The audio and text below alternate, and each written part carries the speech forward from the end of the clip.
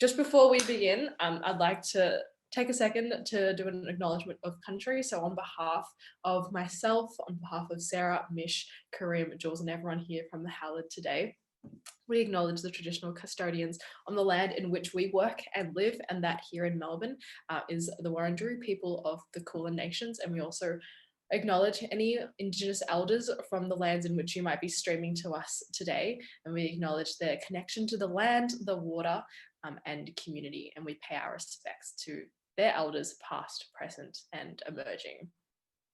Thank you so much for taking the time to pause and do that with us. I think it's a really important part of our history as Australians. So welcome to our Gamsat 101 Masterclass for our first time Gamsat sitters upcoming here in March of 2021. And essentially what we want to do for you guys today is for you guys to be able to walk away with a really tangible, personalized study plan for yourselves on how you're going to tackle these study months and get the most time efficient study in. We like to make these sessions really sort of casual and approachable. Every one of our tutors here, they're more than happy to speak to you directly, for you to DM them. Feel free to do all that stuff. We generally will communicate via the chat as well. So have that chat function up, because I'll be sending through a lot of different links through there. You can ask a ton of different questions in there and use that as a Q&A. And if you haven't been with us before and you don't know much about Hallowed, since we're spending the next 2 hours or 1.5 hours today together, I'd love to share a little bit about Hallowed with you if you don't know much about us yet. So we are a non-for-profit that runs Australia's most affordable Gamsat tuition services, and all of those tuition fees go towards making a social impact. Specifically, what we do is provide free health education programs in some of the most disadvantaged communities in rural Philippines. And as you can see there, that's a map of where exactly we work and some of the things that we do. And how we make that impact and how we teach is through a range of different programs, some of which are run by our Philippines team in country, which provide free mental health services for the youth and free classrooms for schools and local hospitals. But mostly the flagship program that we have is called Missions. And as you can see here, we have one of our tutors, Gabby, and essentially they're 2-week trips, which any Australian student with a passion for health or has done a health-related degree is eligible to go over for 2 weeks and go over and teach at some of those hospitals and some of those schools and make a difference. Hi guys, nice to meet you all. Hope you enjoyed the session today. Awesome. Just checking if Sarah's back. Wait, is she? Yeah, cool. You just missed your iconic intro, but we can do that again. So Sarah, she's the legend who is the brains really behind Hallowed and orchestrates all the content and the reason why we make everything. So our Gamsat team in particular are the ones who have definitely built a suite of really free resources and courses that really will help you to succeed. And I will drop a link in the chat below after I finish speaking, where you can see all those things. And it's really just things that we've built because, you know, being in a position that they have come through that journey, it's things that they wish they had when they were going through that Gamsat journey. And that's what we've created. As we speak and as sort of our tutors will be presenting, they will definitely refer to some of these things. So if you just have the link open, you'll be able to see exactly what they are talking about. And just before we begin, I just love to pause to remind everyone what really our Gamsat philosophy is in terms of teaching students. And we always want to instill, and you'll see this as a motif throughout the whole entire, all our courses and free resources, is for students to really have the bigger picture in mind. We really are not about just getting students to have an incredible Gamsat score, but really mentoring students to the point where they, you know, really want to be those incredible medical professionals. And there's definitely a difference between the first and the second. It's really important to have those short-term goals of a really incredible score. And we love seeing when students are able to achieve that. But we are definitely also about instilling that long-term vision of what kind of person and what kind of medical professional you want to be and how you want to give back. With that, I will now hand over to, I'm going to stop screen sharing. Sarah, you can screen share. Tutors who will take you through the next 90 minutes. All right, fabulous. Good morning, everyone, and thanks for jumping on this morning. So I'm just going to give you a little bit of an idea of how this morning will run. So we were thinking that one of the best things we could do with this 1.5 hours was help you to work out how you should or how you could be preparing for the Gamsat in your own time and using a framework that we provide with you. And so what we've done is we've split up Gamsat preparation into 4 steps, and we're going to break down some of the things that you could be doing in each of those steps. And each step will have some resources for you. Most of them are free resources, and some of them are extra resources or extension resources that you can purchase through Hallowed and that we provide. And so we'll tell you more about those as we go along. But something that we're doing throughout the session to sort of help you out is that we've got these little icons at the bottom of each screen. So whatever icon is lit up will let you know what phase we're up to. So if you're getting a little bit lost with where we're at in the session, that can help you out. And as we go through it, we'll tell you sort of what each phase entails in more detail, and also the resources and all of the links to those are in the resource PDF that have we sent that out yet, or we'll send it out to you so that you'll have access to everything that we discuss in the session. And of course, chuck any questions that you have in the chat along the way. So the first phase we've called discovery, and this is really the starting point, especially if you've never sat the Gamsat before, for you to really work out what is going on with this exam, what is even the point of this, what are all these sections, what are they looking for, things like that. And so we'll walk you through that. It should only take you a couple of weeks to work through this phase, but it should give you a really good foundational understanding of the whole point of the exam and why you're sitting it in the first place and what's expected of you. So then you know what to do next to actually prepare. So I'm going to run you a little bit through section 1, and then I'll pass it on to the other tutors. Also, apologies if my internet, yep, I'm back. Apologies if my internet is not great today. It's usually fantastic and it's just not been. But if you miss parts, it's all being recorded and you should be able to grab those parts. So sorry about that. So section 1, one of my favorite sections and a section I love to tutor. Section 1 is testing whether you're able to interpret written and visual prompts in a way that's not so scientific. So it's got some topics that tend to be more about emotions, philosophy, themes such as love, really universal themes or feelings that a lot of people can relate to, and whether you're actually able to interpret what's going on. So there is quite a range of different stimuli that you can get given. But a lot of misconceptions, which we'll talk about later today, is that you need to know what's going on in the world or you need to have read a lot of literature. And neither of that is true, because really what section 1 is testing, do you understand written text and do you understand sort of social interactions and emotions and feelings within those texts, and even just ideas that you would commonly come across, or they might be new ideas to you, but still ideas that you should be able to relate to. And the reason why this is so important is because you need to be able to make judgments about situations that potentially you've never seen before, but you should still be able to connect to as a healthcare professional. So I call this mind of the marker, because a lot of people ask me, why am I reading an excerpt from Shakespeare or something from this play? What does that say about my ability to be a doctor or about my ability to be a good healthcare professional? And really what it's testing is, can you make good judgments but not be too prejudiced or too biased? So do you jump into things too quickly, or do you just sit on the fence? Because we don't really want either of those.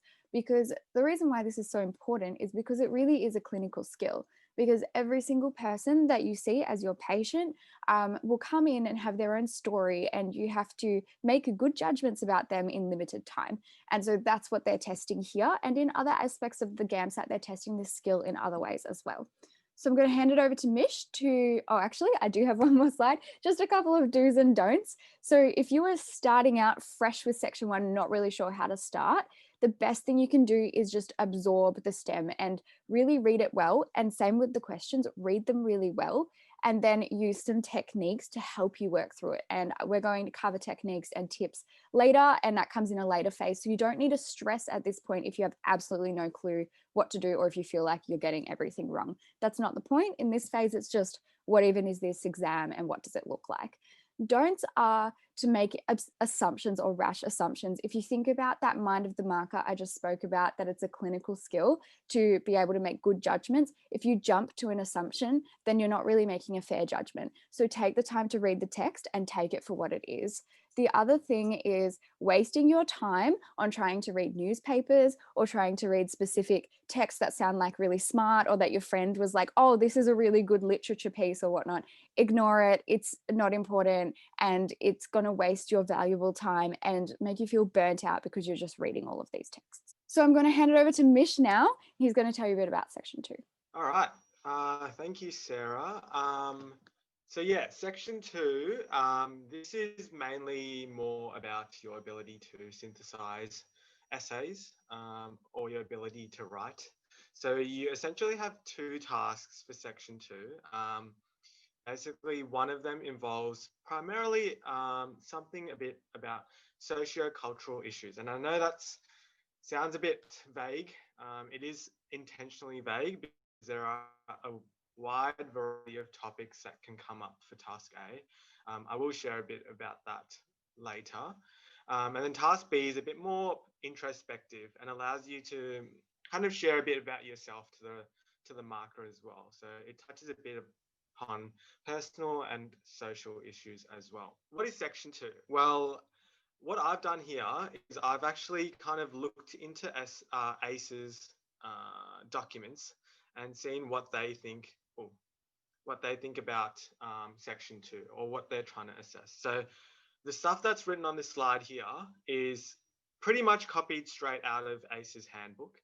And I did it because I want to show you guys that it's intentionally quite vague in what it's trying to tell you guys and what they're assessing. So thought and content, what is made of and developed from the task, the kinds of thoughts and feelings, shape and form of the piece. What does shape and form actually mean?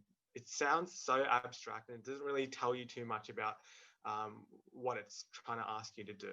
Effectiveness and fluency of language.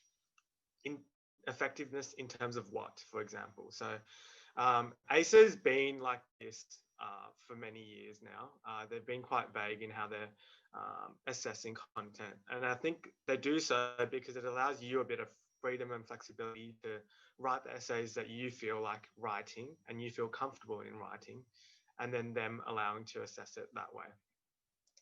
So I thought it would be a good idea to kind of break that down into my own words and see, as a section 2 marker, what I like to see in essays and how that translates to what ACE was trying to intend in the handbook. So content, but then I talked a bit more about what exactly they're trying to unpack with each of those rubrics or criterion.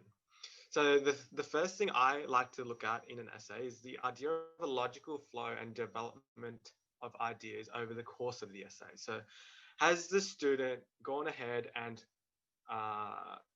provided body paragraphs that link to each other and really flesh out the contention that they had initially?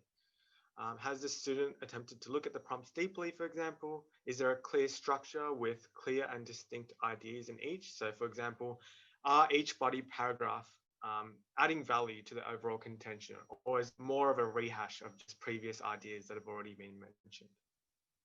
And is the ideas clear and add to the overall tone of the piece is also important. So if we keep going, some of the do's and don'ts, just like for section 1, there's always things that students seem to be doing wrong or right. So let's just have a look. So do's, clear contention which addresses the purpose of the prompt. So what I mean by that is, does the contention or what you're trying to convey to the reader actually address the topics that were provided to you? Again, does it develop ideas over the course of the piece, like I mentioned before? Some of the don'ts, don't add superfluous vocab. I think that's something that a lot of students just try to do. They just try to cram in as many big or complicated words as they can. And I think all that does is often trip up assessors, and it just kind of makes feel a bit disjointed at times. So just write as if you are speaking whatever you're trying to express essentially. And I think that way it's a lot more fluid in what you're trying to emphasize and convey to the reader as well. I think another important thing I'd like to say is the idea of pre-prepared responses. I know I get it, like students like the idea of having some comfort in having an essay already in the back of their mind that they can kind of just adapt to whatever prompts that they give. But again, a lot of assessors can see right through that. It's very easy to recognize when someone has just adapted an essay versus writing something genuine and a lot more spontaneous within the actual sitting. So try to avoid that as well. I think that's it for section 2. So I'll pass on to Karim, who will talk a bit about section 3 and some of the similar things there. Thanks, Mish. So section 3 is one of the sections that I teach and I absolutely love it. I think a lot of students get really intimidated by seeing a lot of the things in section 3. They kind of get really thrown off because it can be so challenging, and a lot of the concepts are things that students have never come across before. That can be really tricky, but if you look at the ASA Gamsat booklet, which is something you can Google, you can have a read of it for yourself, and I highly recommend that you do. It gives a really good description of what you should expect to see in section 3. So this is basically straight out of that booklet.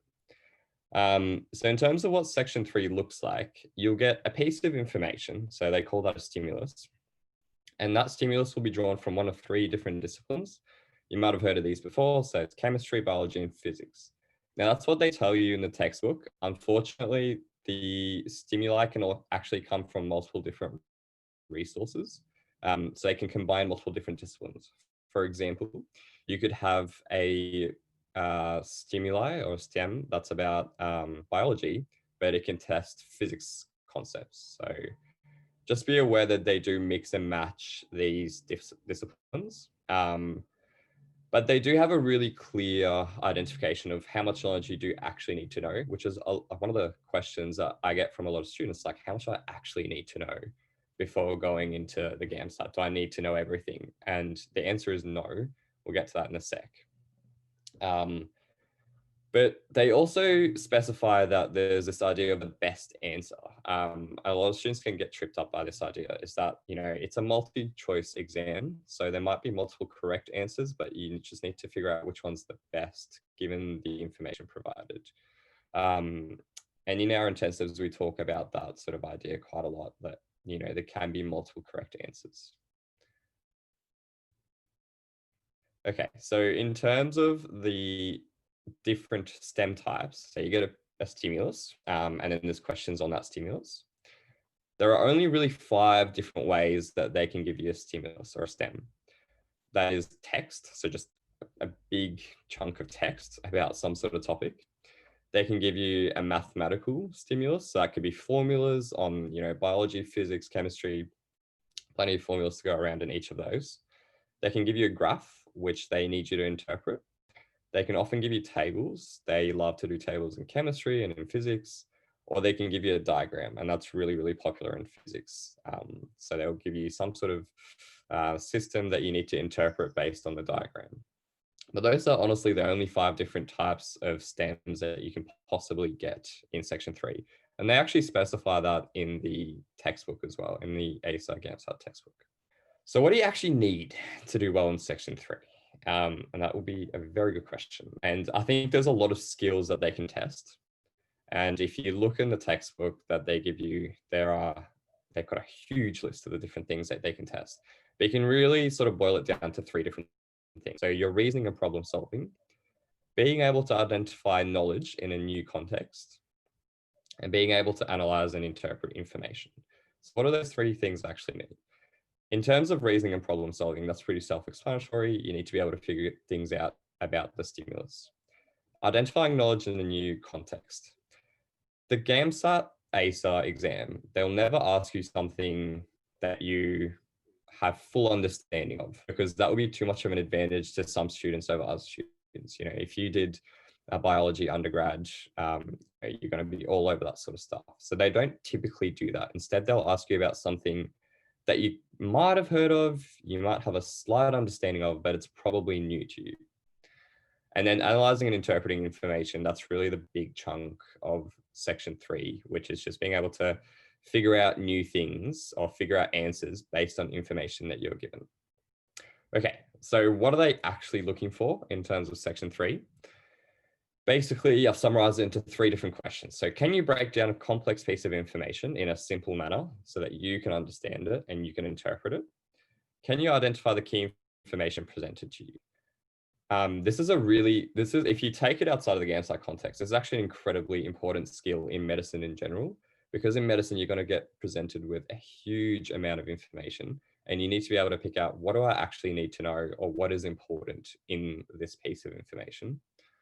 And the last thing is, can you use strategies to arrive at the correct answer? That's more of an exam taking strategy that I'm talking about here, but it's being able to identify, just being able to come up with skills that will help you arrive at the correct answer.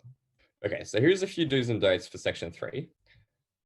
Please read the stimulus carefully. It can be really frustrating for students when they have a good understanding of the topic, but because they use so much background knowledge, they sort of forget, or they don't read the stimulus carefully. And make sure that you use your past knowledge to try and understand the new information given to you, but you don't necessarily only draw from the past knowledge that you have. Don't forget to analyze everything that's in the STEM, so especially the graphs that they give you, the diagrams, etc. And on the actual exam day, focus on your strengths. So if you're great at chemistry, focus on doing the chemistry questions first, but we'll get to that sort of stuff in a minute. In terms of your don'ts, so I always like to say this, but never assume something based on your previous knowledge. You guys are all very knowledgeable, very smart. Make sure that you don't assume things based on what you've learned in the past. Definitely don't ignore the stimulus in answering your question. You should always go back to the STEM. You want to figure out what the correct answer is. And try not to spend too long on any one question, because they're all worth the same. So you want to focus on the questions that you're better at doing. Okay, so now you should have a bit of an idea of each of the sections, what's expected and sort of what the stems are like. What we've done is we've put together a document for you all that we'll send out with the recording after this session, or if you're watching this recording on the YouTube, we'll link it. But what we've done is that each sort of section or phase of this webinar, we've then added in some resources for you to start with. So I would say if you're at this point of your preparation, these are the 3 resources that I would be using. And so the first one is another masterclass we ran where we go into the sections in a lot more detail than we just did, and we give you a lot of examples and you can work through them with us. And then the ASA information booklet is a great place to start if you've got those nitty-gritty questions, which aren't so much about content or about techniques, but are more about the little things that you're not sure. It's best just to make sure you're familiar with what's in the booklet. And then the last thing is we do have a blog post that has the top 5 tips from us as Gamsat tutors, and that's a great place to start too. Cool. So a really important part of this discovery phase is for you to know, well, where am I at going into this? So I know that Mish and Karim already spoke about prior knowledge, and it's really important for you to know, where am I at? Because it's going to be different for everyone. And so the best way to assess where you're at is to grab some Gamsat practice questions and just see how you find them. And maybe it's just reading the stems, maybe it's trying some of the questions and just seeing where you're at. Then after that, reflect and work out, where am I at and where do I want to go? Where do I want to get to by the time I sit the exam? And Karim is going to cover reflection and improvement in his section a little bit later. And so once you've reflected, then set some goals so that you know how to improve from there. And the reason why I wanted to bring this up now is because one of the best things that we have available for you to use is our diagnostic mock exam.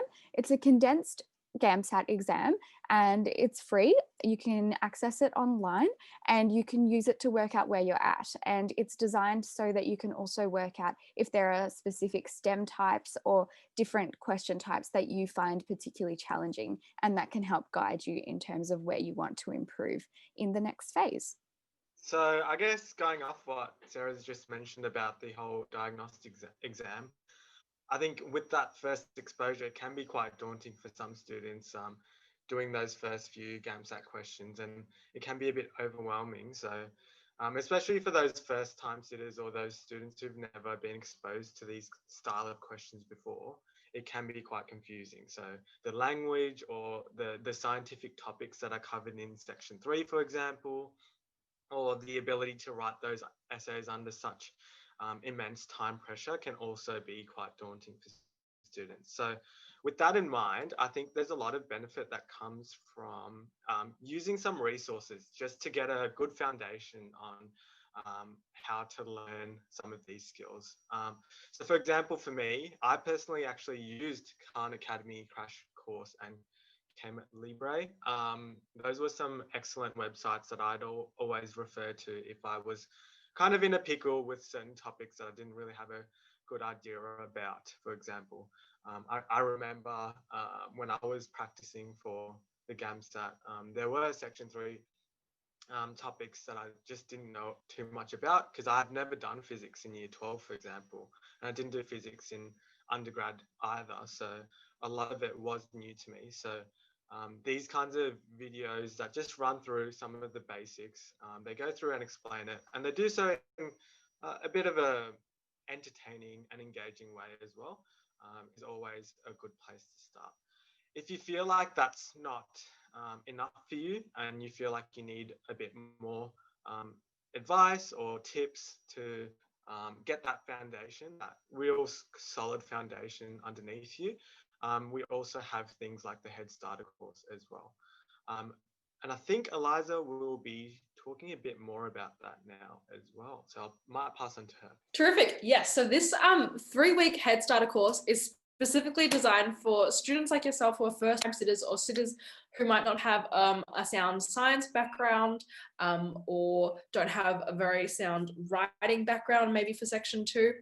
And very much the idea is to be very content focused so that you can see the scope of content that you actually need to know for Gamsat. Like Karim was saying before, a very frequently asked question is, how much do I actually need to know in terms of presumed knowledge and that kind of thing.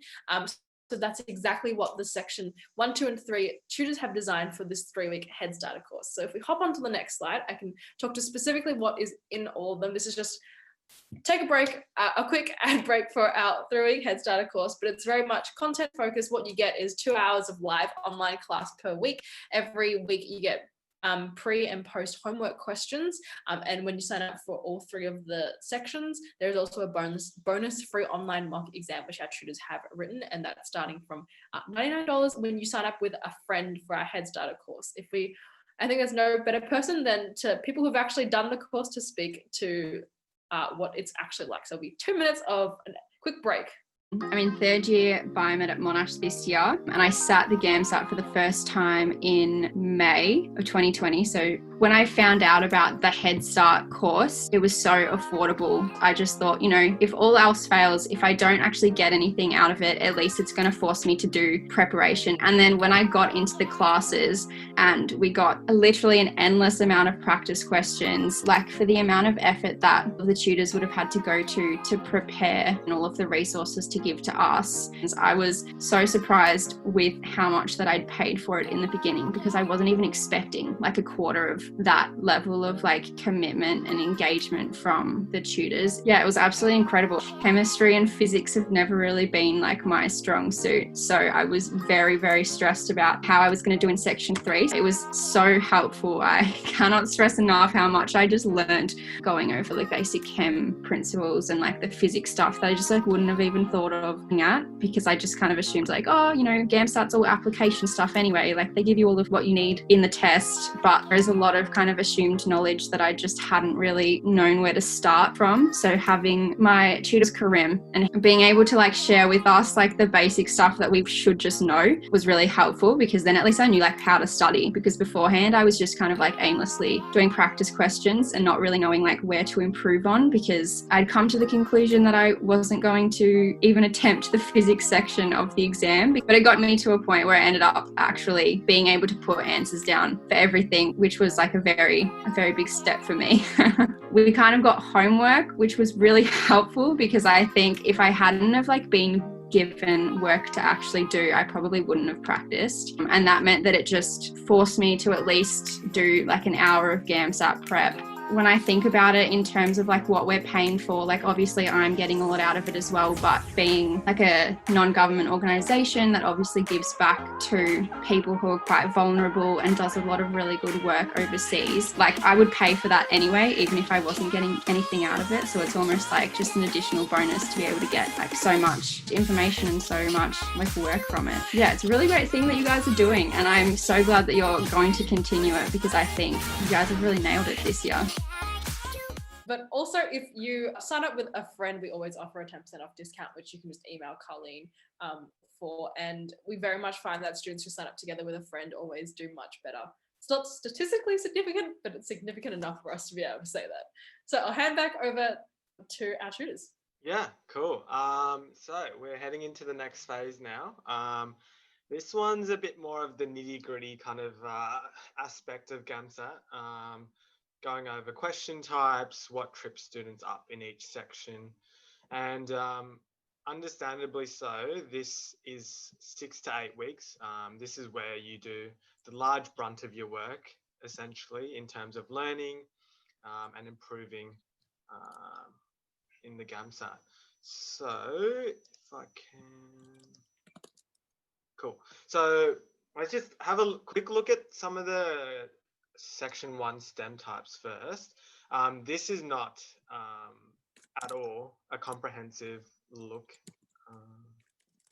Let me just go back. All right, cool.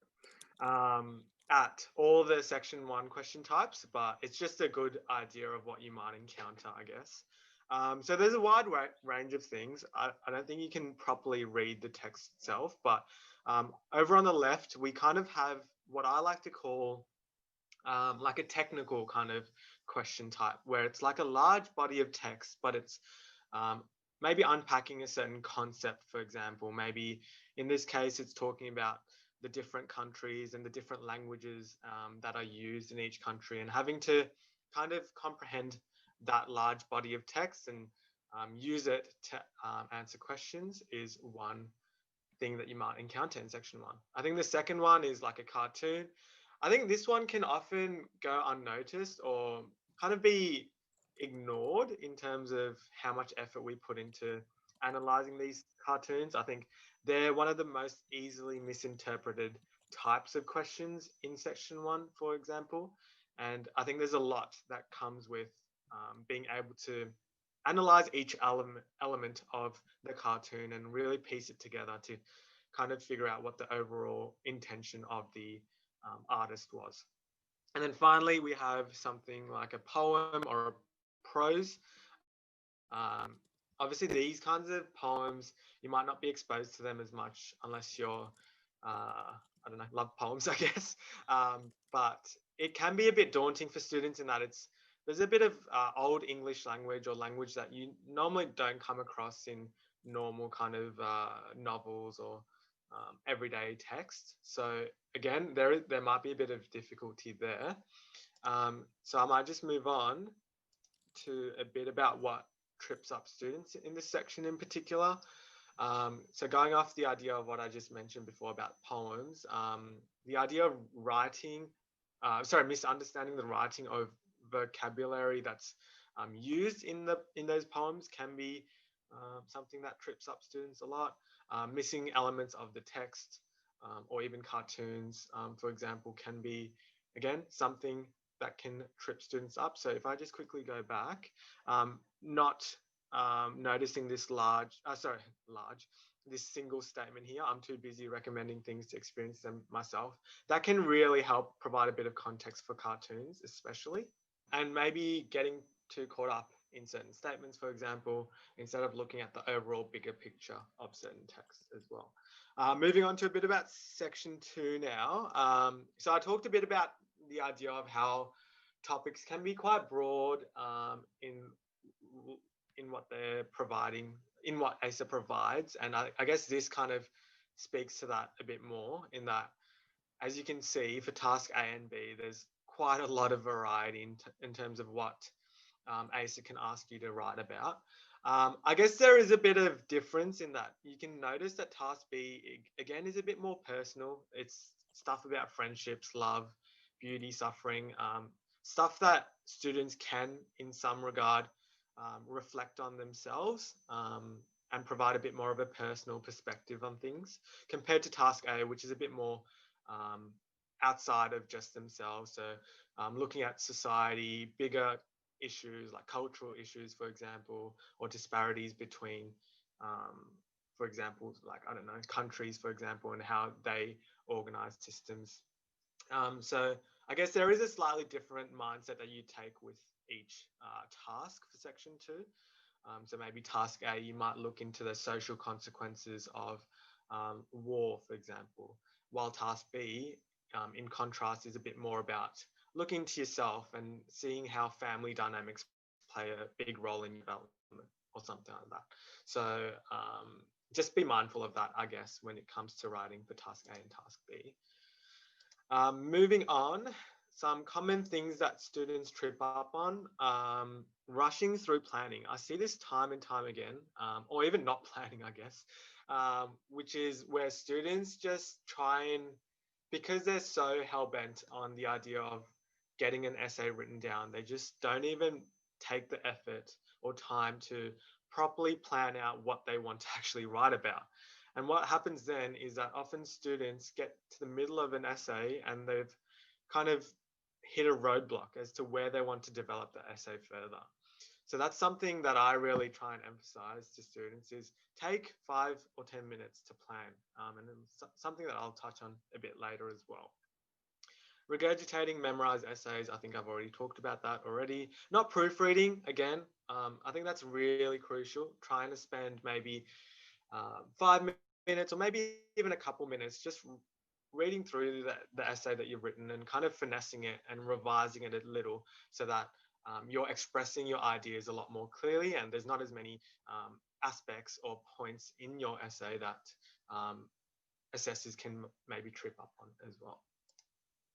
All right, section 3, I guess here there's quite a variety as well. It's not just large bodies of text anymore or cartoons. There's diagrams, there's graphs, there's large bodies of text, for example, and it kind of tests on different skills now because it asks you to interpret visual stimuli and being able to break that down into something a little more welcoming or palatable. So, for example, these graphs can often be quite complicated and they have multiple axes, for example, or these diagrams are drawn or depicted in a way that can seem very intimidating with many pathways, many enzymes, stuff you don't even know about. Like, I don't know any of these, what any of these code words mean at all. So that's all done with the intention of kind of intimidating students as well. So being able to simplify those is important. I guess going off of that, things that students trip up on often with these are what I like to call silly mistakes.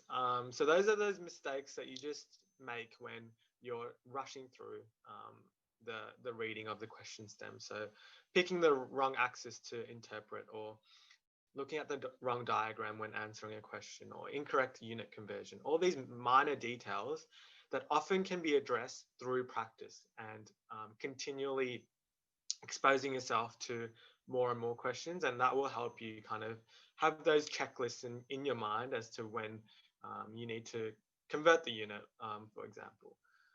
Getting intimidated by a diagram, I think I kind of already touched on that a bit before. Just be mindful of that. And then also focusing too much on the unnecessary aspects of a STEM. So often there can be paragraphs which just really don't have any value in helping you answer a certain question, for example. So being able to pick out and extract the important bits of a question stem are important in terms of not only being able to answer the question, but also being efficient with your time as well. All right. Yeah, so I think that's the nitty gritty of the question types. I guess now that we've kind of told you a bit about what are the main kind of troubles that students have, I guess Karim might have a few tips on how to improve as well. All Thanks, Mish. So this is probably one of the most important parts of this presentation. Just thinking about how do I actually improve in a Gamsat, because we all start off at different levels, but we're all looking to sort of get better. I've broken this down into sections, so section 1, 2, and 3, and just giving you some basic tips on things that you can do now that will help you improve in each of those sections.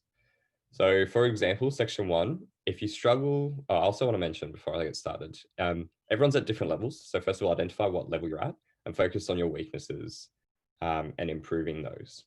So for example, if you have great vocabulary, don't worry about that at all. Just focus on some of the other things I've listed here, for example. But just as a general idea or general concepts, for section 1, think about your vocabulary. It needs to be wide enough that you can recognize most words that they might use in section 1. Expose yourself to many different types of texts. Now, this is different from reading widely.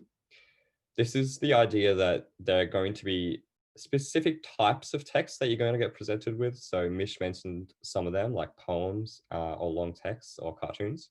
Getting really familiar with the layout and how they work and the different things to look out for in each of those. Remembering to engage with the text. That's something that you can constantly try to improve. And I think everyone can sort of prove this in that whenever you're reading, don't just read blankly. Don't just read because you want to get through it. Read to really try and understand and to try and learn from the text. And whenever you're presented with questions, don't draw from past experiences. Don't draw from past knowledge, but look for evidence in the STEM and look for things that will help you extrapolate the correct answer based on the stimulus that you're given. So that's section 1. Okay, section 2, very, very obvious, but one of the best things you can do for section 2 is just remembering to practice writing. Write often, write, to improve. Make sure you read your own writing, reflect on it, think what went well, what didn't, what do you think could be communicated better? What are some better ideas you might have had in your essays? How can you clarify the arguments that you're making to your reader? Even give your essays to friends and ask them if they understand it, if there are things that you can improve in your writing. The worst thing you can do is to practice writing and then just like ignore it and just chuck it away and be like, oh, I've done my practice, I don't need to worry about it. You really need to try and focus on your reflection in your writing and how you can improve. And I've sort of talked about this, but focus on the clarity of your argument. Make sure that you're really clear in the ideas you want to express, and develop a method for breaking down the prompts. That's something that everyone can start doing, especially if you've never done it before. But make sure that whenever you're presented with the 5 different that you're given or the 5 different prompts, that you really can break them down no matter what type of text they come from or how confusing they might be. And for section 3, a lot of different things that you can do for section 3. I'll try to keep this very broad once again, but first of all, build a solid foundation. We talked about a Head Start course. If you're, lacking in those science knowledge, the basic sciences, or just consolidate with other websites, etc., that you might find. The other thing you can do is focus on building skills and strategies rather than rote learning abstract concepts. That's really, really important. So if you come across a question about some random enzyme, don't go out and learn about that enzyme, but learn about feedback mechanisms, for example, because that's actually what they're testing. They don't care if you know about that specific enzyme. Work on your timing. A lot of students struggle with the timing in the Gamsat, especially for section 3. Because it can be pretty intense. Luckily, they've increased the amount of time allocated to each question, and there are less questions you have to do, but that just then means that each question is worth a lot more. So you have to be really good with your timing. Not wasting too much time on any one question, but also making sure you're getting through, you're giving each question enough time to be able to understand it. And finally, familiarize yourself with the different key text types. So similar to section 1, you're going to get graphs, you're going to get tables, you're going to get long body paragraphs, you're going to get formulas, all that sort of stuff. So understand how each one of those works, and get really familiar with using them and manipulating information within those text types. So this is a resource that we give out to students in our intensive courses and some of other courses that we run. And I absolutely love it. I personally used a very similar thing when I was studying for Gamsat. I'm really sorry, it's a bit of a busy slide, but if you look on the right there, there's a bit of a sort of what we call a reflection template. So I did a chemistry question, some of my strengths were that I identified the correct responses, I used the formulas correctly. Some of my weaknesses was that I couldn't figure out the IUPAC name, for example, right? So then I would set some goals based on that question or based on that stimuli. I would write down things that I've noticed. I would write down what I might need to do next to improve. And this sort of constant cycle of repetition is how you get really, really good at doing Gamsat questions. Great. So just to tie everything together in terms of, Mish has just gone over some different text types that you can see in each of the sections, and Karim's gone over the importance of reflection and how to improve. We wanted to give you each some of our top tips for each section. Also in the chat, we had a question already about section 1, and we'll talk about that a little bit later in the Q&A, as well as any other questions you have, put them in the chat. But some of the resources that we've provided today will go into tips and into those techniques in a lot more detail for you. So we're just going to give you our number 1 tips at the moment. And then if you want to extend that and find some more, we've got heaps of resources. So my top tip for section 1 is to learn how to actively read everything. And basically what I mean by that is that the best thing that you can do both prior to the exam and on the day is to learn how to deal with the text and the questions really, really well. It's completely up to you how you choose to do that. And I know that that's a really annoying thing to hear, because then it's not being told what to do and you sort of have to work it out. But that's why this phase is 6 to 8 weeks. That is your task, is to work out what is the best way for me to read and understand the text that I'm being given. So in section 1, that looks like, or what I tell my students is, after you've read a STEM in section 1, you should be able to summarize it to me in your own words in a couple of sentences. And if you can't do that, then you didn't really understand the text very well. Another thing that I ask them to do is to tell me what was the key theme, what was the key message, and what was the tone or the key emotion. And so those are really critical things to be looking for when you're reading it. If you're not actively reading, what tends to happen is that you just read words. And by the end, you might know what it was about, but you're not actually going to know what happened or know the deeper themes and messages that you need to understand so that you can answer the questions. So that is my biggest tip. Learn to properly read and really soak in and critically think about, as you read, the things that you're reading in the stems and also in the questions. And the same thing happens with the questions, is sometimes people think, okay, this is the answer. And then I say, how did you get that answer? And it turns out they didn't actually ask themselves, what is the question asking me? So make sure you actively read everything so that you know what's being given to you and what's being asked of you. All right, so for section 2, yeah, I think I've already kind of harped on this a bit already, so I won't spend too much time again. The main thing for section 2 is planning. I know it sounds annoying and it just seems like a waste of time, especially if you only have an hour, but there is so much value in planning. It doesn't have to be for so long. It only has to be for 5 minutes. And you'll get more efficient at it with practice as well, in terms of your ability to synthesize ideas for an essay. But I think especially earlier on, really try to have a good kind of structure and flow to your ideas. And that means, for example, having maybe a contention, having 3 body paragraphs with 3 distinct ideas in each of them that you will plan to discuss in the essay. And then maybe having like a sentence for your conclusion or something like that. But that should hold you in good stead for when it comes to writing that essay. You'll be a lot more efficient when it comes to completing it. So you might think, oh, I'm going to save this 5 minutes of planning and spend 5 minutes writing. But because of how inefficient you are when you were writing the essay, it might actually take up more time than if you had initially planned in the first place. So that's why I think planning is very critical. And I think even when I was doing it, when I was practicing, for example, I'd actually spend many of my days for section 2 just writing up plans and just like exposing myself to different topics or prompts, and then just writing up a plan for each of them. And that way it gets you in that mindset of being able to synthesize ideas and examples and evidence very quickly on the spot, which is something that a lot of students have trouble with in the first place. So yeah, I will pass it on to section. Great. So I won't harp on about this too long, but one idea we really like to talk about in our courses is that you can sort of use the questions to point you in the right direction. In section 3 can be really daunting when you're presented with information that you've never seen before. And one trick that I like to use sort of in the Gamsat when I was preparing would be to look at the question first and ask myself, well, what piece of information do I need to be able to figure out the answer that has been given to me in the STEM? And I will go to that piece of information and think about it for a little while before coming up with the answer that I think is right.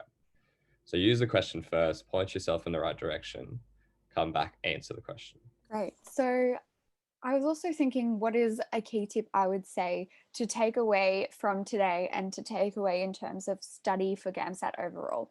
And for me, the most important thing, or the biggest difference I see between students who are ready for the Gamsat and students who are not, is that those who are ready have the right set of techniques that work for them. It's not about how much they know, it's not about how smart they are, it's literally just have they invested the time to work out what works for them. And you'll only know that if you put in the work.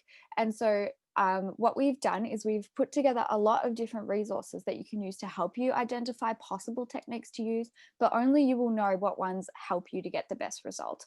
I also like to tell people that it doesn't matter. So I hear this a lot. Oh, that was a really hard Gamsat this year, or this season's Gamsat was really hard. I don't care what was on your specific Gamsat, because that shouldn't matter, because they already standardize everything according to all the people who sat the same Gamsat as you. Instead, the people who excel in whatever Gamsat it is, whether it's easy or hard, is people who know how to approach the stems and approach the questions correctly. So developing your own set of techniques will be crucial in making sure that you can approach not just an easy Gamsat, but any Gamsat. And so that's why I've specifically chosen these resources for you. So we have a Gamsat Strategies Masterclass, which is on our YouTube. And again, it's linked in the resources document we'll give you. And that goes through strategies for each section in a lot more detail. We spend about half an hour on each section and give you a lot of different techniques that could work. And that's like a nice sort of springboard starting point for you if you're not really sure what kind of techniques to try. And then we also have an ebook. I'm going to talk about this more at the end of the session, so I'll just leave it there for now. But that has a lot of other techniques in there that we've written up for you. And I'm going to give Karim a chance to tell you a little bit about our intensive courses too. Okay, so this is the intensive courses that we run at Hallowed, and the tutors are definitely extremely proud of them because they have been excellent at helping students improve in their Gamsat. So especially students who have sat the Gamsat before, or even students who are sitting it for the first time, this intensive courses that we run have been really, really good in helping students score highly. They're super personalized. So we only run classes that are maxed at about 12. So one tutor and 12 students. They're super affordable as well, just like everything else that we run. And they're 6 weeks long, and they focus purely on the skills and strategies you need to develop to be able to do well in the Gamsat. And the way we look at them, depending on each section, we focus on the text types that you'll see in section 1 and 2. In section 1 and 3. In section 2, we'll focus on like your ability to write, ability to think and come up with complex ideas. And yeah, we give extremely personalized feedback to each student. We help students reflect throughout the entire 6 weeks. Yeah, they're just really, really fantastic, and we're super proud of them. We would love to see you guys there. Beautiful. And just a little bit more about that, we'll make sure that we have a link for you if you'd like to sign up for the intensive courses. We've had amazing feedback about them, and it's also been very exciting because we are quite a new non-for-profit. We haven't been running these very long, and it's been very exciting to see some of our students get into medicine recently, and definitely has been a proud moment for a lot of our tutors. So this is very similar to what we spoke about for the Head Start course. My personal recommendation would be to give the Head Start course a try if you'd like to sign up for something, and then after that to decide if you'd like to do the intensives. Unlike the Head Start, which is more content based, this is more techniques based and really honing in on those skills and on preparing you for the Gamsat. And we tend to, it is quite intensive, as the name suggests. We have a lot of pre-work and post-work that we expect you to do, but those who come along and really throw themselves into it get a lot out of it. And same deal. Thanks so much for hopping on, Grace. I am currently studying Bachelor of Biomedical Science at Monash. I'm in my third year, so the last time I sat the Gamsat was in September 2018, and just recently done the resit in May 2020. For the first Gamsat, I didn't do much study. I did much better in the second Gamsat that I took, with both doing self-study and also the Hallowed to Health bundle of the section 1, 2 and 3 6-week intensive course. And that meant that my section 2 score in particular, which is the one I was most working on because it was the lowest the previous time, increased by 23 points. So I was really proud of that achievement, and big thanks to my tutor Gabby on that one. For my overall improvement, was able then to crack into the 70s. That was my main goal, and Hallowed really helped me do that. They took the fear out of it and the judgment out of it, and it was purely based on learning and improvement, and they really wanted you to do your best. With the affordability, you could tell that it wasn't just bottom line. It was really an interest in each individual person that helped me improve the way that I did, because that kind of competitiveness of other programs would have been not conducive to my learning style. So I think that was the main thing that really helped, was the small class sizes, being completely non-judgmental and really helping every person on an individual level and allowing the exploration of certain topics and things that were relevant to every person. It really felt like it was very tailored. And it was also just fun to have a group of people rather than just one-on-one and, really intense. It was all done really well in terms of the homework being online, and it turned out to be better because what you were doing in class was actually what you were doing with the online Gamsat.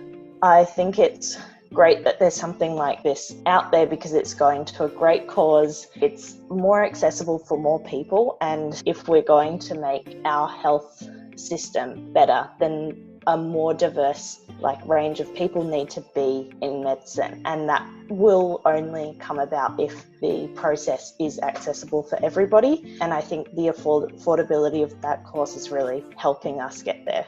Thank you so much. I would come back. When I saw you doing the September ones, I was like, oh, that'd be nice. I'll just do it for fun. As always, if you sign up with a friend, which we recommend, even if you want to jump on the chat with someone who's here today and just say, hey, do you want to sign up with me? Then you can email Carleen for that discount. So this is the consolidation phase, where we're really going to focus on, okay, you've done heaps of practice, you figured out what you're good at, you figured out what you're bad at, you figured out your strengths, weaknesses. Now we're going to focus on how can you become really, really good at sitting the Gamsat, but how can you also focus on improving those weaknesses and just your exam taking strategy, basically. When we think about preparing for the actual day itself, everyone's preparation is going to be a little bit different. So figure out what works best for you. My biggest tip that I always give to students is, leading up to the exam, you want to focus on what your weaknesses are. On the exam day, you actually want to focus on your strength. For example, like me, I really struggled with chemistry when I was preparing for the Gamsat. So I focused and spent a lot of time trying to improve my chemistry skills.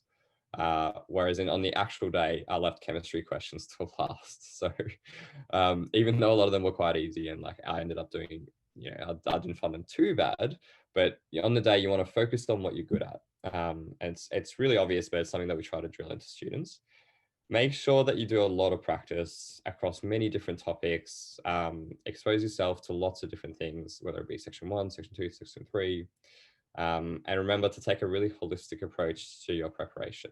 It's better to do a small amount of practice every day than a huge amount of practice in the week leading up to the Gamsat. And remember to think about your mental and physical health, because it's just as important as, doing well. In fact, I'd say it's more important as doing well in this exam.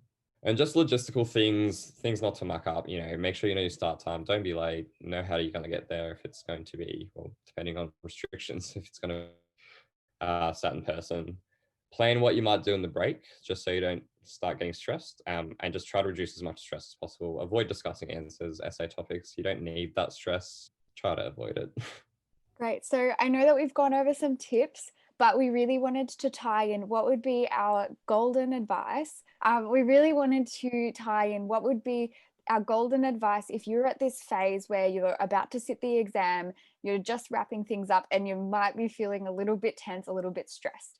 And so my number one tip for section 1 is don't sweat the little things. I know that section 1 can feel like some of the questions really dive deep into little parts of the text, but if you can understand the overarching message of a text, if you can understand the theme, if you understand the range of text that you'll be expected to see on the day, then you've got it. You'll be okay. And you might not understand every little question or every little word, and that's fine. I definitely did not understand every word in my Gamsat and did perfectly fine, was really proud of my score. And so I would say absolutely, if you're at this point where you've worked hard and put in the effort, especially in that immersion phase, now is not the time to freak out about the little things, because you'll be fine. So that's my number one section 1 tip. All right, for section 2, I think the most important thing that I would like to talk about is probably exposing yourself to as much material and opinion as you can. I think that's how you really kind of build those depth and in your ideas, which you are providing in your essays, and getting those perspectives from your friends or your family that are different from yours can really open up and provide a bit of fresh perspective when you are writing your essays as well.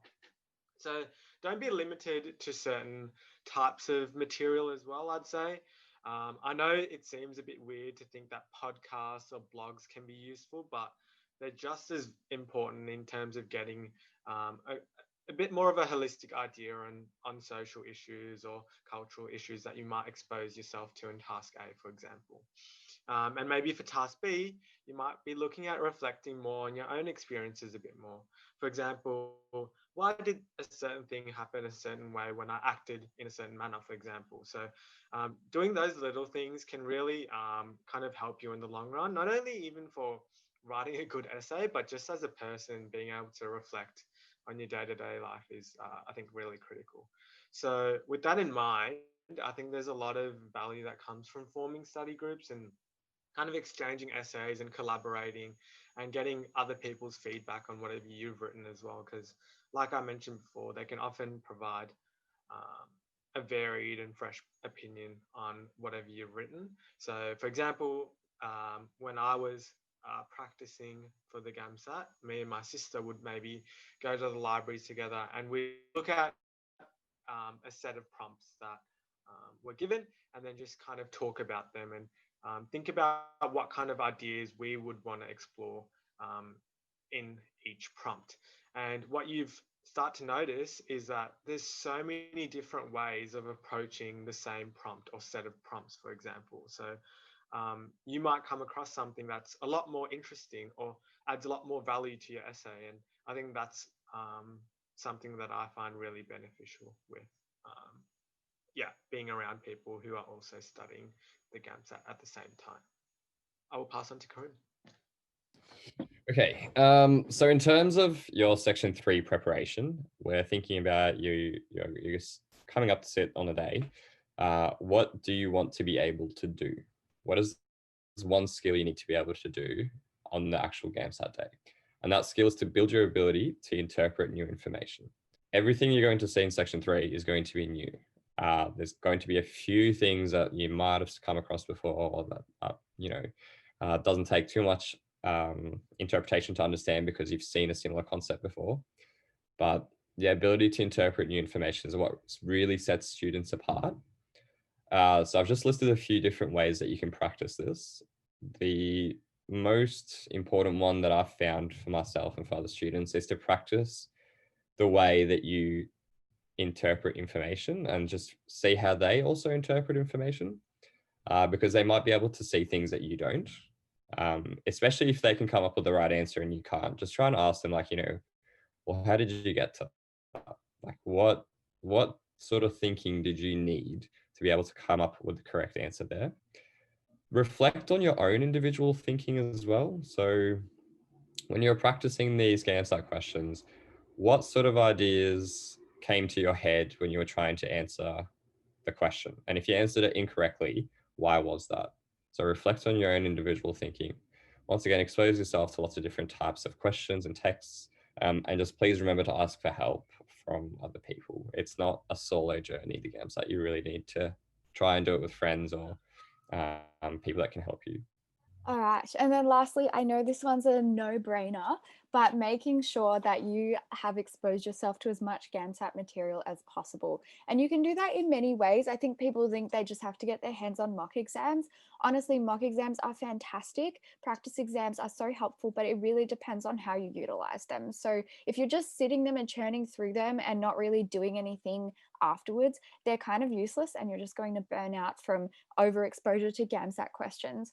But if you're doing them and then you're reflecting on how you go and then you're improving because you notice the things or the parts where you're struggling with, that is ideal. So by this phase, you should be really exposing yourself to Gamsat style questions and material, writing practice essays, and then reflecting. So I like to say, I know the term is practice makes perfect, but I used to be told by my piano teacher that practice makes permanent, and she'd say if you practice a piece and you make the same mistake every time, then you will just be making that practiced mistake permanent. Whereas if you practice correctly or practice perfectly, then you are much more likely to see the success that you want, and then you have practice makes perfect. So that goes just the same for the Gamsat. If you're practicing properly, then you'll be able to see the results you actually want to. And that's why I wanted to bring up some of the resources that a lot of past students have found particularly helpful, and also resources that we've had a lot of good engagement with. So we have mini mock exams. We'll be running some over the next month and few months leading up to the March Gamsat. And we also have a bunch on our YouTube site as well. And we also run mock exams that you can sign up for. We usually market them around the same time as the intensives. And as the team of tutors, we've worked really hard to write for the upcoming season, and they'll be linked back to Gamsat standard, and we make sure that we provide personal feedback to you, especially on your essays, and make sure that we provide bell-curved results so that it's really similar to what you'd actually experience for sitting the Gamsat. So this is a really great way to simulate sitting the exam. We try and set it up online so that it's similar as well, and I would highly recommend sitting some of these if you would like some extra exam practice, which you all should. And yes, we'll be opening registrations for all of these soon and provide you all with links. Also, like Mish mentioned, really helpful to have other people you read your essays. They can be people sitting at the Gamsat. They can also just be people in your family that you want to annoy and go, please read this. What do you think of it? And then another great one is to send your essay to our essay marking service, and one of our tutors will mark them for you and provide you with written feedback. So now that we have gotten to the end of phase 3, phase 4 we've called master. Really, phase 4 is what happens on the day and afterwards. And so you should be at a point where you are ready to go, you're roaring, you're ready for the day, you should be at your peak by this point, and you're ready to master this exam.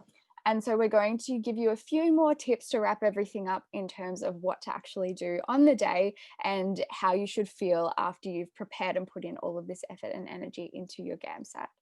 So the first one that I wanted to bring up was a real general sort of holistic approach, but also just practical skills. So if you're not pacing yourself throughout your exam, you are going to burn out. It is a long exam. Thankfully, it's much shorter than when I sat it, but it's still long and it's still mentally draining. So this is why taking mock exams is again super helpful, because then you can work out what are the points where I burn out and what do I need to do to reset myself. Practicing timing, practicing pacing is critical.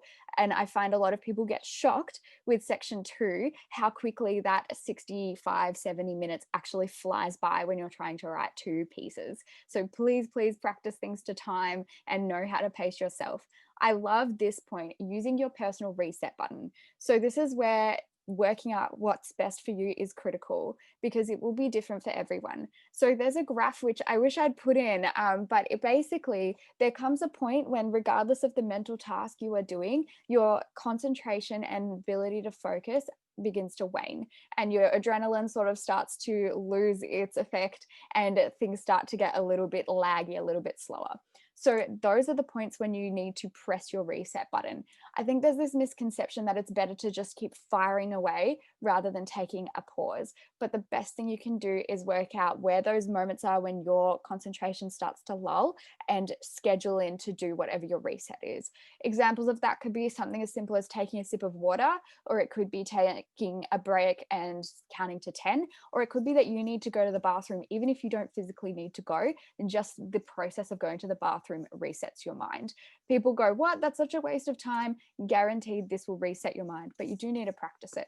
For me, in section 3, I took 2 toilet breaks, and that's just what I needed to reset.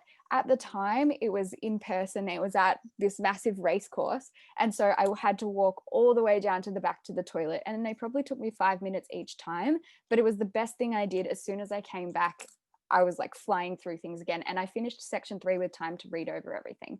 So that was what worked for me, though. For someone else, that might stress you out to the max. You need to work out what your reset button is. And the last thing, trust in what you've done. And this is on the day. It's not the time to freak out. It's really easy to do, but if you've got your techniques ready to go, they will not fail you, and you got this. So that's what I would recommend, just as a general sort of holistic approach there. In terms of section 1 itself, this is more coming down to the techniques that you've specifically worked out, but whatever those are, your techniques should favor your strengths on the day. So maybe that means picking particular text types to start with. Maybe it means reading the questions first. Whatever it is, you need to be playing to your strengths, and only you will know what that is because of the work that you've put in and the amount of reflection that you've done. I already spoke about this, not getting bogged down on the little things, and this one, expect the unexpected, but then trust that you're prepared. I think so many people go in expecting a particular STEM type or expecting something, and then they get thrown off. I want you to go in going, you know what, I have no idea what's going to be on this exam. It could all be things I've never heard of in my life, but I already know what to do and I know how to do it. I'm going to be fine. So that's how I want all my students to think going in, rather than going in and expecting something and then getting super bamboozled. And with that, just not overthinking things, because you do know what's on there. You do know what's expected. They're going to give you text and they're going to give you questions, and you're going to have to write 2 essays. And I know that made it sound really simple, but honestly, if you're prepared, it is. All right. For section 2, I know I've talked about this multiple times already, and I think at this point it's probably a bit annoying for you guys for me to keep talking about it, but planning. So yeah, just really try and spend at least 5 minutes planning an essay. It doesn't matter how you do it in terms of, are you going to plan for both essays at the start, or will you plan for one and then write the other? Really spend that time, those first couple of minutes or so, trying to get a plan done, I think. I don't really have too much else to add. You guys, when you do practice it and when you do start planning, you'll recognize how valuable it is for making your essay writing a lot smoother and a lot more efficient as well. But yeah, I'll stop talking about that now. For section 3, there's a few things I've sort of mentioned before, but these are the real main concepts I want you guys to take away in terms of sitting the exam. Timing is everything.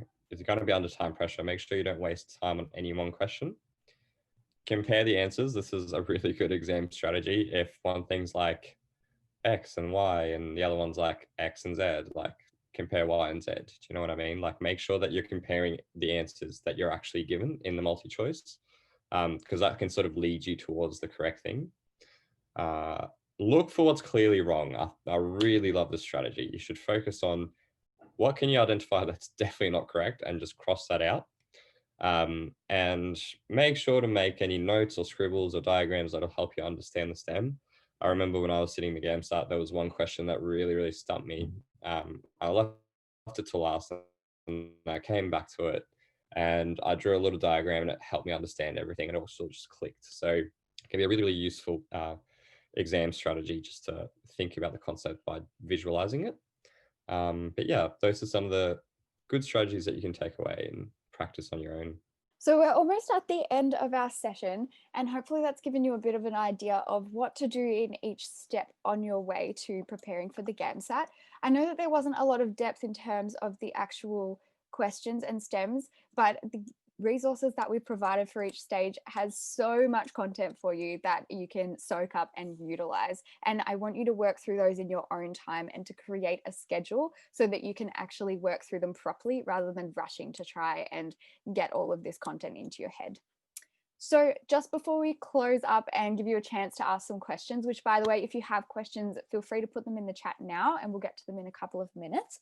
So something that I wanted to, I guess, round out the event with was a moment on perspective, because I have so many students who are so capable and who are definitely going to be fantastic doctors who freak out and who sort of put so much pressure on themselves. And I think this is really easy to do because we are, or people who are like you, who are high achievers and who very much deserve a spot in medical school, tend to be very hard on yourselves as well. And I've definitely been there. And so I wanted to tell you just a tiny little bit about my story and why it's okay for things to take longer than you expect.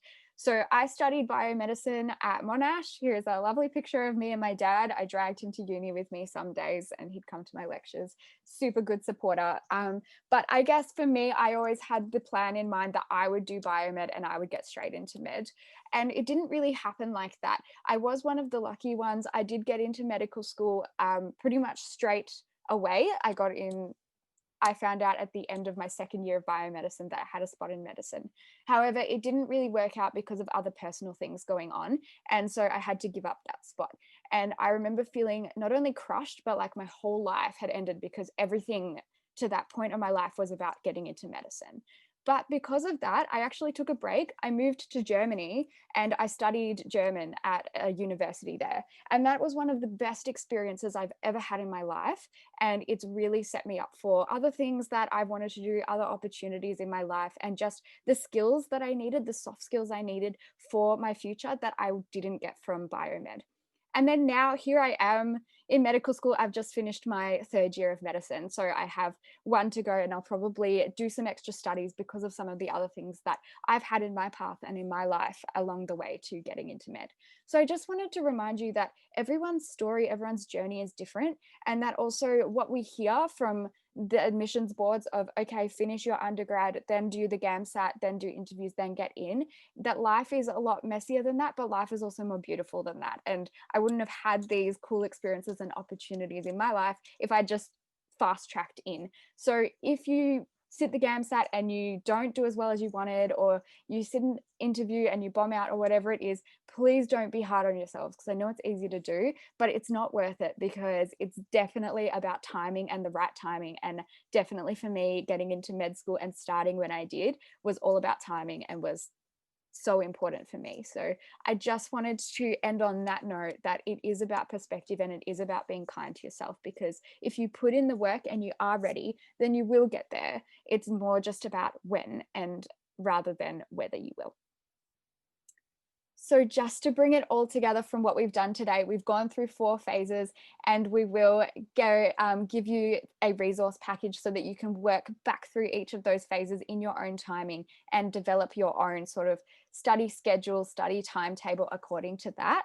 And you can sort of dive into each point in a lot more depth. With that as well, we have just released an ebook, which is available, and we also will give you the link to this.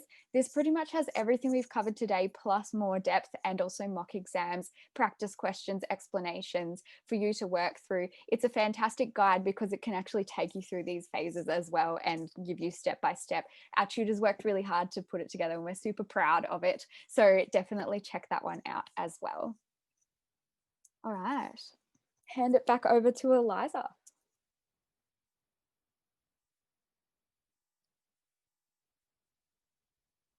You are on mute. Yeah, sorry. Oh God. Perfect. Thanks so much, Sarah.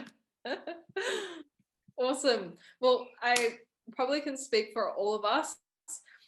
in saying on behalf of everyone, thank you so much to our tutors today for sharing so honestly and for helping everyone get to have a really tangible sort of preparation schedule for themselves. So I'll take this time to, if you'd like to thank our tutors, to write that in the chat below, and I think everyone will really appreciate that. So thank you so much to our tutors for today. Just before we wrap up and we head to Q&As, well, in terms of next steps from here, in terms of staying connected, I'm going to also just pin in the chat now. I'm going to leave down a few links that we have gone through today. The first of which, in terms of a next step, is just to join our Facebook community, and we have a study group going. It's called the Global Gamsat group on Facebook, and I've sent the link just in the chat, as well as make sure you like our Facebook page so that you actually get notified when our next events come up. And on that Facebook page, we have everything from our masterclass recordings, which right now we are recording, things like our Gamsat challenge, which you can sign up for on there, and med interview things as well. So terrific. Thank you so much all for those comments in the chat. If we go on to the next slide, we also have the interactive calendar, which I dropped at the very beginning, but I'll do again at the end. But this has stuff which has all the upcoming events for the upcoming March 2021 Gamsat, all the courses and the free resource that are going, and the dates which they will be starting, so that you don't miss a single one, as well as some other events that we run generally throughout the year, which is sort of more educational around side things that you might want to know to become a bit more, sort of have a bit more perspective when you're going into things like med interviews. So we run those events and have those on the calendar all set up for you. And then on the next slide, yeah, that's everything that I wanted to sort of go through, and we'll pass over to our tutors if you have any specific questions. I know there were a few that actually came on throughout the thing, which I think we've saved up for the end so we can answer them then. So feel free to drop any Gamsat or med path, anything, questions in the chat, and we'll spend the next sort of 10 minutes or so answering your questions. Yeah, so we might just start with the one that was put up before, which Jules already provided a lovely answer to. So thank you so much. But just for those who are listening to the recording, the question was about, the question was, I feel like there is not enough time to read all the questions and work out the answers. Would you recommend reading the questions and going to the passage to get the answers? So not reading the STEM to begin with. I've started that and it saves a lot of time. I'm unsure which way to go. So you're all going to hate this answer from me, but it really is about what works best for you. If I had done that, I 100% would not have done well at all on the Gamsat, because I would have jumped to too many conclusions and just rushed. And so for me, it was so important to read the STEM first. I have students though that if they read the STEM first, they get so bogged down by the STEM that they get overwhelmed, and then they get lost, and then by that point they go to answer the questions and they freak out. So your job is to work out which one works best for me and which one is hindering me, and then you go down the path that works best. That's why it takes time to prepare, because it's a little bit of trial and error / work in progress / knowing myself enough to know what works. So I know that that's more vague than me just saying do this, but really either way works, and it's about how your brain functions and how you think. Yeah, if I could add anything to that, and Sarah's response is really, really good, but if I could add anything, it would be that I personally struggled with a lot of section 1 things, and I'm not really a section 1 tutor, but it really worked for me to be able to like read the question first and then go look for evidence. So that way I didn't get overwhelmed by the STEM, because that tended to happen. But like Sarah said, just figure out what really works for you, I think. Yeah. And yes, to that question, it's most likely going to be online, but we're just not sure if you're going to be in venues or not. You most likely will be, to prevent cheating, I think.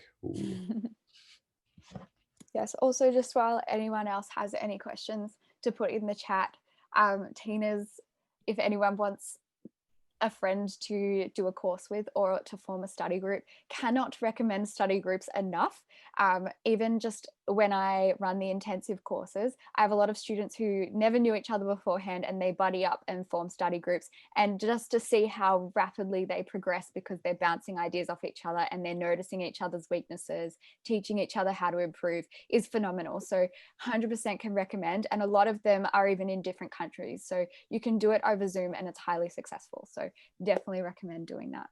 I mean, I feel like it's also helps you keep accountable as well, and it's a bit of you have other people around you who are also studying at the same time. Because Gamsat can be a bit of a slog at times, especially if you are doing a bit of work over the holidays. So yeah, definitely get around that. Great. So if no one has any other questions, one final thing is I'll just get the tutors to put their emails in the chat, which they said that they were happy to do, and I will put mine in there as well. If you have any questions, or if you begin to engage with some of the resources and find you're getting a bit stuck or you don't know what to do next, please email us and let us know. We're more than happy to help you out. And most of all, this is about your Gamsat journey, so making it work for you and taking on the things that help you rather than listening to all the noise around you is probably the number one thing I want you to take away from today. So just thank you so much for coming along, and also thank you to Mish and Karim for joining me today and providing all of your expertise. Really appreciate it, and we're really lucky here at Hallowed to have such a good team of tutors and resources. And also thank you so much to Jules for coming along and helping out with the tech and the questions in the chat. And yeah, otherwise, have a fantastic Saturday, and we will send out all of the resources and the link to this recording soon for you too. And yeah, see you next time. Thanks, everyone. Thank See you guys. you.